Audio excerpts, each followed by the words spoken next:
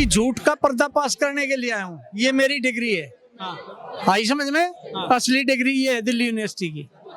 ये झूठ का प्रधानमंत्री है, सिवा झूठ के इसको कुछ नहीं आता।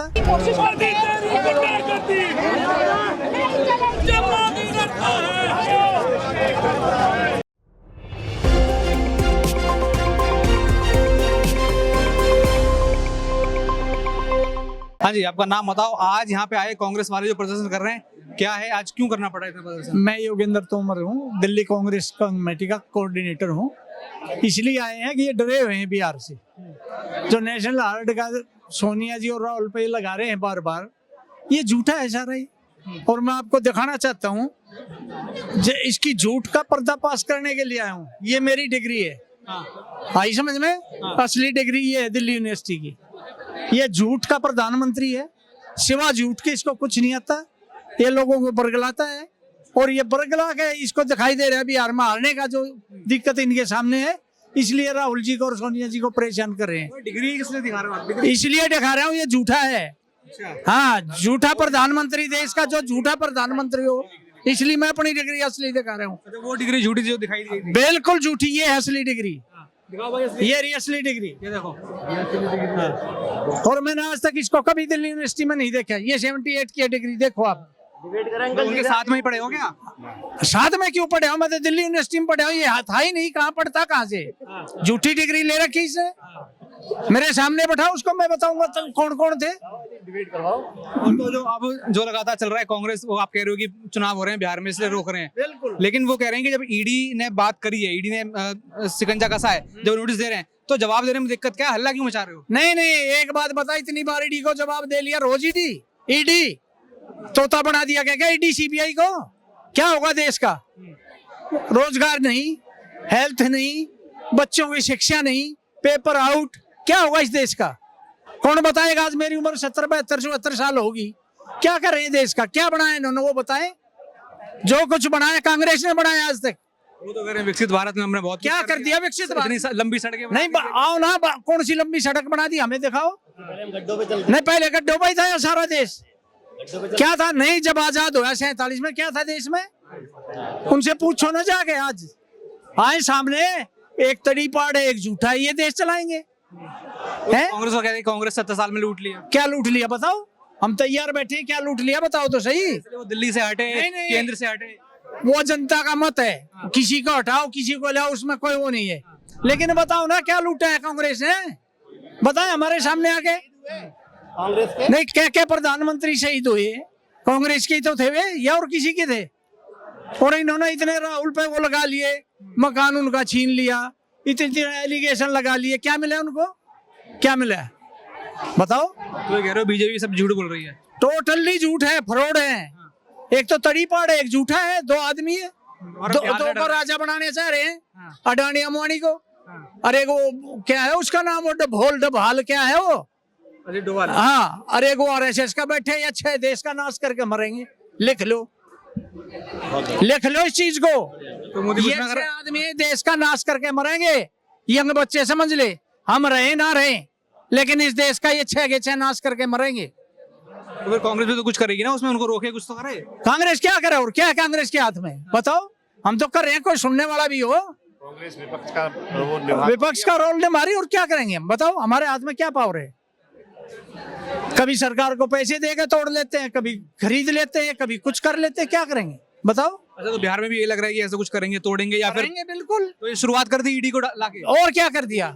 नहीं, कल भी बटारा को बैठाया नहीं, 5 घंटे तक पूछताछ नहीं की। तो ये तो सभी का इनका काम है। तो खेल खेल रही है बीजेपी। बिल्कुल खेल है, 101%। लिख लेना आप। और मैं तो आगे की बता रहा हूँ, लिख लो आप। ये 5-6 आदमी ऐसे जो इस देश का नाश करके मरेंगे। मतलब नाश पे लगे हुए हैं। बिल्कुल नाश पे कर दिया। और जो कहते हैं सबका साथ विकास, सबका साथ सबका विकास। मैं किसान कोऑर्डिनेटर हूँ, किसान उसका दिल्ली का अध्यक्ष हूँ। मैं 6 महीने वहां बैठे हूँ उस पे, सिंघू बॉर्डर पे, मुझे पता है। आई समझ में? जितने बड़े चोर हैं, ये चोर सामने आए ना बैठे हमारे, हम बताएंगे उनको। 300 किसान ने आत्महत्या करी। नहीं, 700 किसान मर गए। और क्या कहता है देश का प्रधानमंत्री? मेरे ऊपर मरे हैं।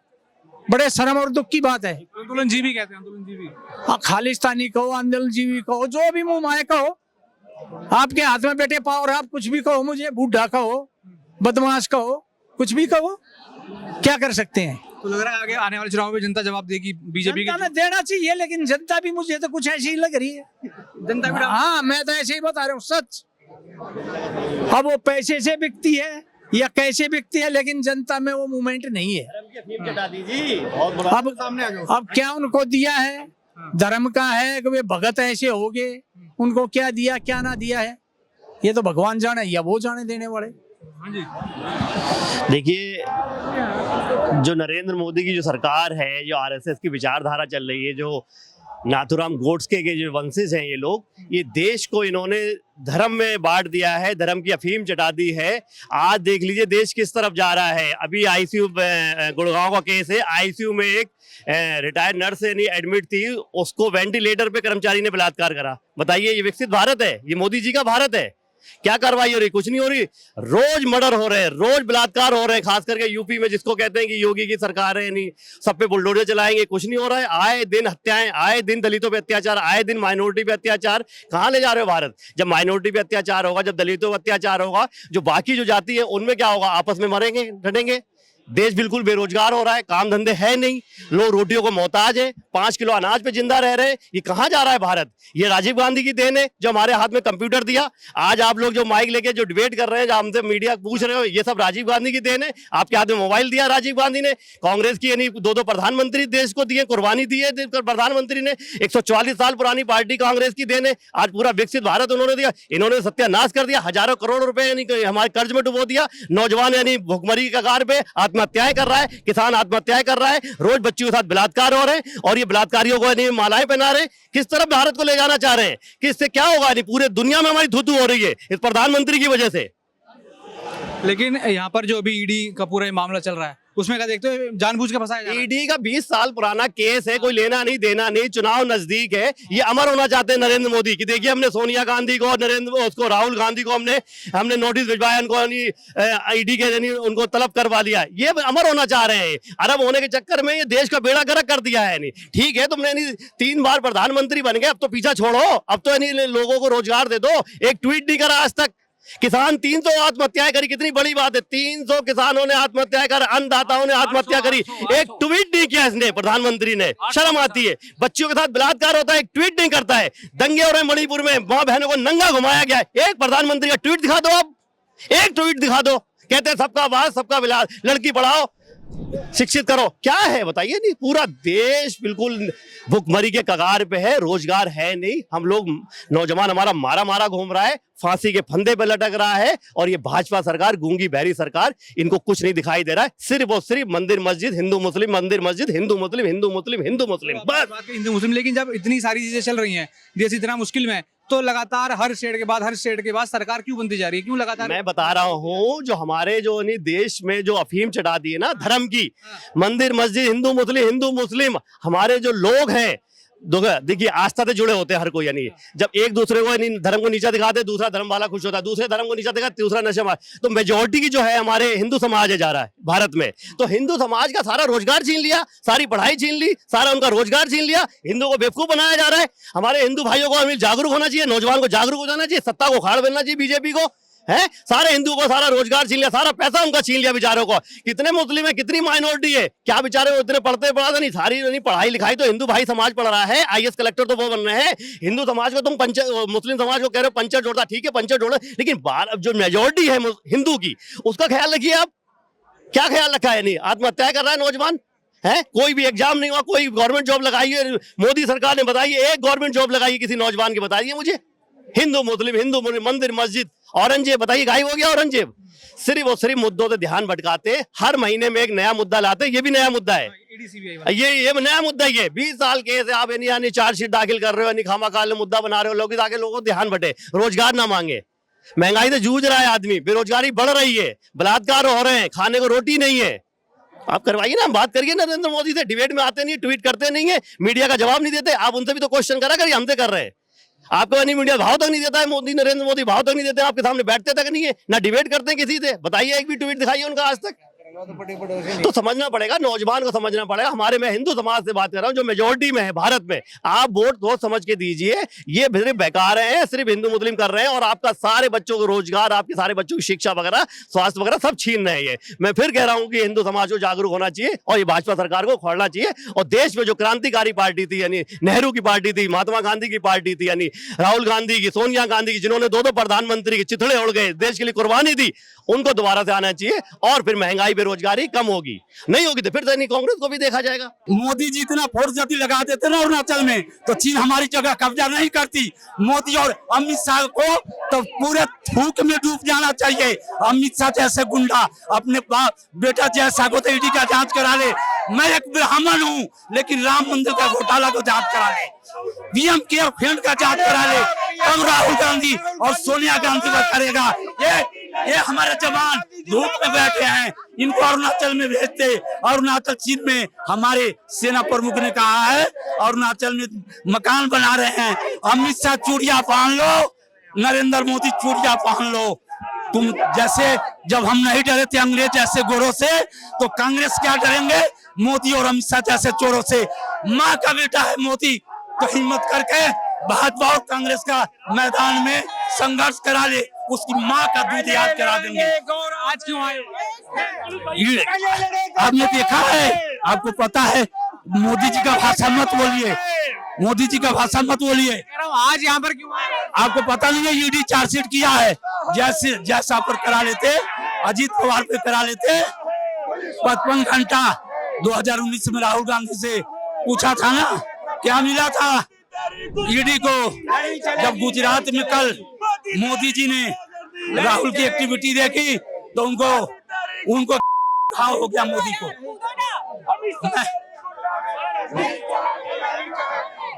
हाँ जी, आधी रोटी खाएंगे राहुल जी को लाएंगे, लाठी गोली खाएंगे राहुल जी को लाएंगे। पहले लड़े थे गौरों से, अब लड़ेंगे चोरों से। इंडियन नेशनल कांग्रेस जिंदाबाद, जिंदाबाद, जिंदाबाद। आज किससे लड़ने आए? हम लड़ने हैं मोदी जी के खिलाफ, अमित शाह के खिलाफ, बीजेपी के खिलाफ, आरएसएस के खिलाफ, गुंडागर्दी के खिलाफ, डेमोक्रेसी तोड़ने वालों के खिलाफ, लोकतंत्र बचाने वालों के हक में है। राहुल गांधी जिंदाबाद, प्रियंका गांधी जिंदाबाद, खड़गे साहब जिंदाबाद। फंसाया जा रहा है सोनिया गांधी, राहुल गांधी को फंसाया जा रहा है जबरन। बिल्कुल जबरन फंसाया जा रहा है, झूठा फंसाया जा रहा है। आने वाला पीएम होगा राहुल गांधी, राहुल गांधी आएगा पीएम, राहुल गांधी पीएम आएगा। जिस तरह से मोदी जी की तानाशाही पूरे देश के नेताओं के खिलाफ चल रही है, वो समय दूर नहीं है जब मोदी जी को देश की जनता जमीन पे न ले आए तो हमारा नाम कांग्रेस ही नहीं। दूसरी बात, आज तक के इतिहास में सबसे करप्ट और भ्रष्टाचारी वाली सरकार अगर है तो मोदी जी की है। मोदी जी दूसरों को जेल भेजने की बात करते हैं, 20 साल हो गए सम्मान भेजते हुए, कभी कुछ करते हुए। आज तक अंदर क्यों नहीं हुए, कोई केस क्यों नहीं बना? जब जब उन्हें खतरा लगता है, कई चुनाव होते हैं, तो वो ईडी को और सीबीआई को और अलग अलग कंपनियों को भेजकर इनको सम्मान दिला देती है। तो ये किस तरह की राजनीति, गंदी राजनीति कर रहे हैं देश के प्रति।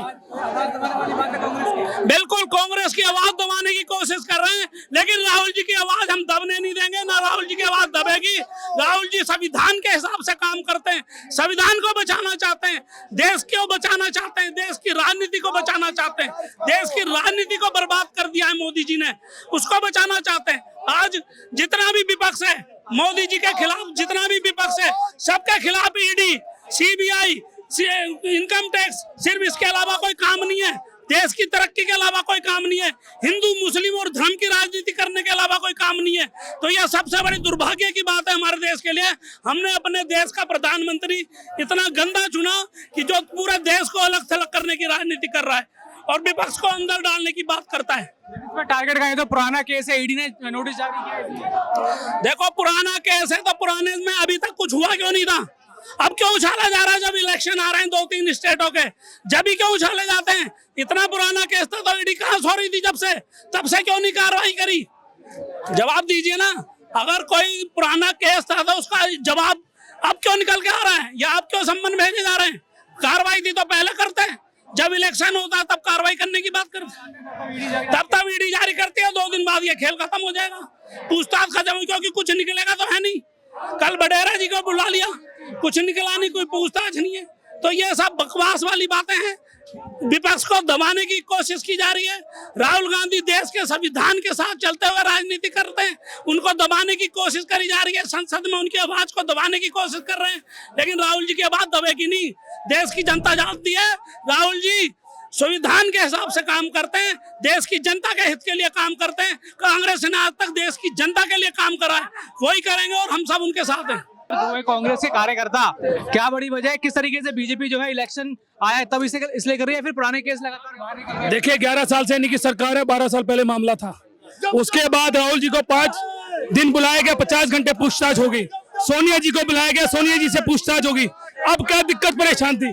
दिक्कत परेशानी है कि किसी तरीके भी मोदी जी चाहते हैं कि गांधी परिवार को दबाने की कोशिश की जाए, तो गांधी परिवार ना दबा था ना डरेगा। इसी देश के लिए गांधी परिवार ने कुर्बानियां दी है, 2 प्रधानमंत्री इसी देश में शहीद हुए। इसी जमीन, यहाँ जमीनें देने में भी देश की आजादी के लिए अगर किसी ने जमीनें दी थी तो वो भी गांधी परिवार ने दी थी। मैं पूछना चाहता हूँ देश के प्रधानमंत्री, गृह मंत्री से कि बताइए आपने क्या दिया देश के लिए? आपने इस देश के अंदर भाईचारा खत्म करने की कोशिश करी है। हम डरने वाले नहीं है। ईडी सरकार के इशारे पे चल रही है, सरकार की बात पर चल रही है, सरकार की मानसिकता पे चल रही है। हम डरने वाले नहीं है, डरने वाले नहीं, इसके सिपाही हैं। डरने वाले नहीं है तो ईडी के सवालों के जवाब देने में क्या दिक्कत है? 50 घंटे के लिए जवाब ले लिया, 500 बार फिर बुला लीजिए, हमारे से जवाब ले लीजिए। चार्जशीट दाखिल करके एकदम से क्या दिखाना चाहते हैं? दबाना चाहते हैं? हम दबने वाले नहीं है, क्योंकि बिहार के इलेक्शन भी आ रहे हैं और आगे के इलेक्शन आ रहे हैं, तो किस चुनाव को देखते हुए किस तरीके हम डरने वाले नहीं है। हम लड़ने वाले सिपाही और लड़ेंगे, डरने वाले नहीं है। संघर्ष हमारा जारी रहेगा, हम लड़ते रहेंगे।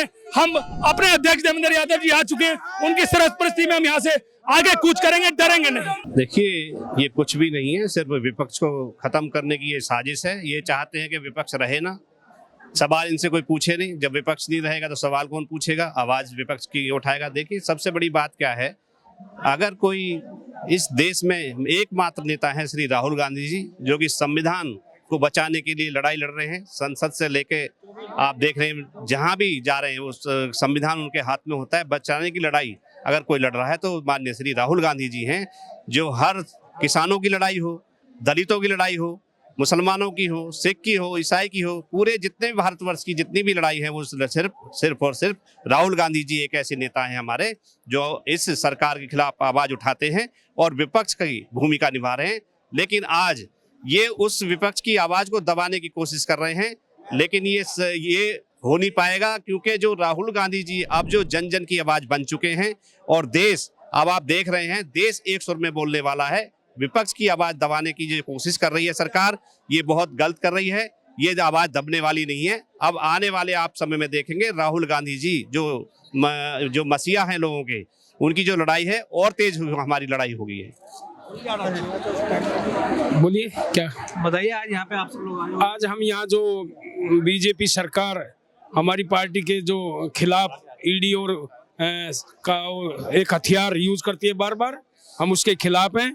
भारतीय जनता पार्टी विपक्ष की आवाज दबा रही है और उसको हम ऐसा होने नहीं देंगे। हम राहुल गांधी जी के साथ कंधे से कंधा मिलाकर खड़े हैं और हम चाहते हैं कि देश में अब आगे कांग्रेस आएगी। जवान समझेगा, नौजवान समझेगा, सब देश का हर आदमी समझेगा और इस भ्रष्टाचारी और झूठी पार्टी को उखाड़ फेंकेगा। धन्यवाद।